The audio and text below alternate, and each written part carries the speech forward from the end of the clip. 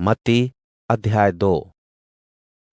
राजा हेरोदेस के दिनों में यहूदा के बेतलेहम में जब यीशु का जन्म हुआ, तब पूर्व देश से ज्योतिषी यरूशलेम में आकर पूछने लगे, यहूदियों के राजा जिनका जन्म हुआ है कहाँ है?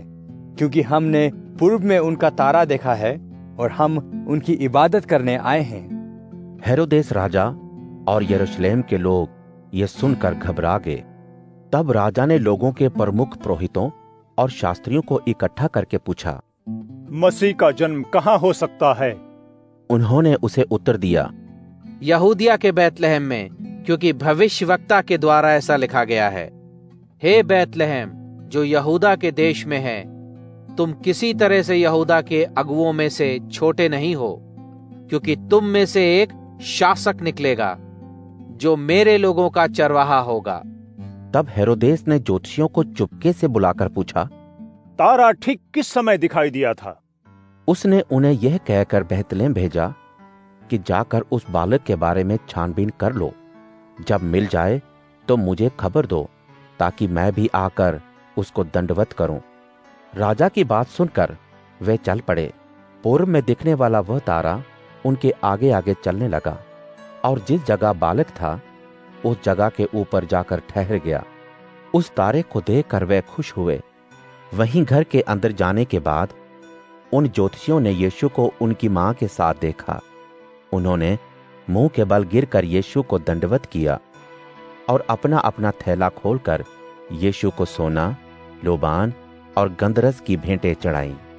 परमेश्वर से सपने में हेरोदेस के पास ना जाने की चेतावनी पाकर वे दूसरे रास्ते से अपने देश को चले गए।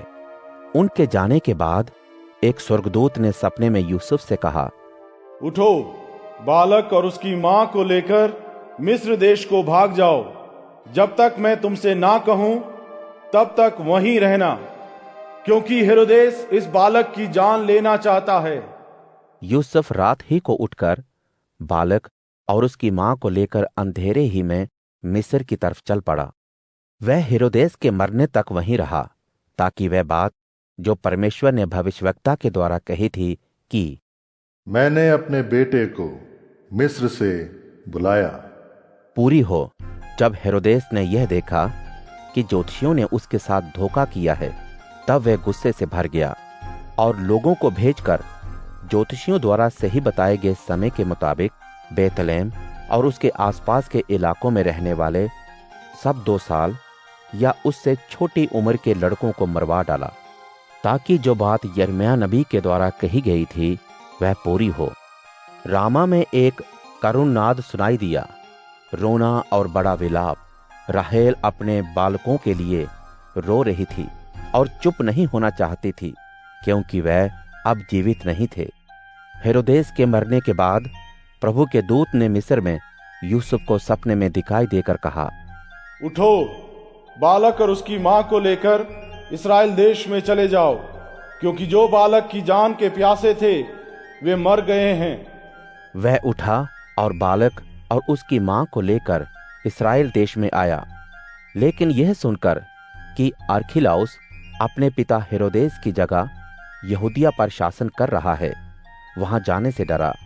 फिर सपने में चेतावनी पाकर गलील प्रदेश में चला गया और नासरत नाम के नगर में जा बसा, ताकि वह बात पूरी हो जो भविष्यवक्ताओं के द्वारा कही गई थी कि वो नासरी कहलाएगा।